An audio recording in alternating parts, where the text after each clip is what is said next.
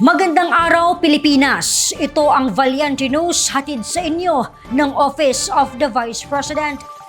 Naging katuwang ng mga local government unit ang Disaster Operations Center sa pag-alalay at pagtugon sa pangunahing pangangailangan ng mamamayang apektado ng trahedya at kalamidad.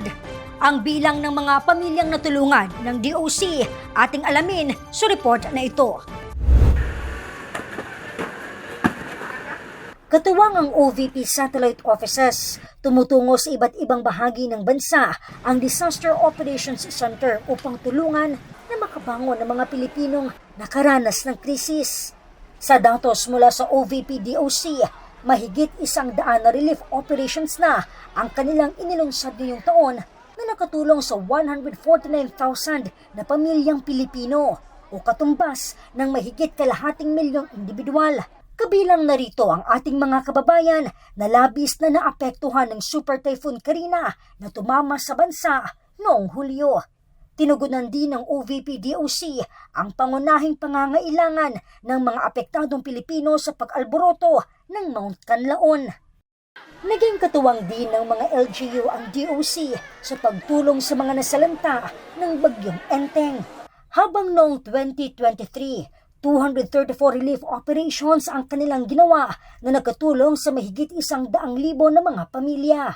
Kabilang narito ang mga nasalanta ng pagbaha, bunsod ng low pressure area, southwest monsoon at maging sa paghagupit ng bagyong Egay at Guring.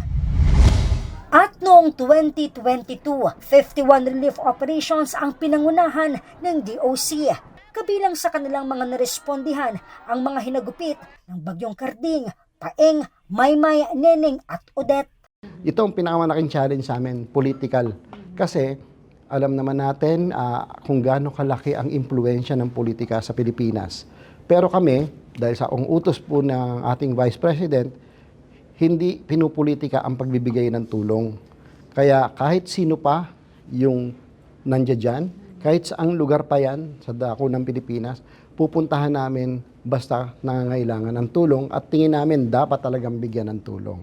Kahit naman saang lugar, hindi talaga natin ma-attain ang 100% pagdating sa pagtulong. Kahit ang pinakamayayamang bansa nabibiktima rin ng disaster at marami rin silang mga pamilya, mga tao na nabibiktima. Dito pa sa atin sa Pilipinas, ginagawa natin lahat para mabigyan talaga ng tulong kung ano yung maaabot ng makakaya. Makakaasa kayo na aagapay ang DOC sa panahon ng trahedya at kalamidad kung saan sinusubok din ang ating tatag bilang isang komunidad. Ako si Claudette Loreto para sa makabuluhan, naninindigan at matapang ng mga ulat at impormasyon. Maraming salamat.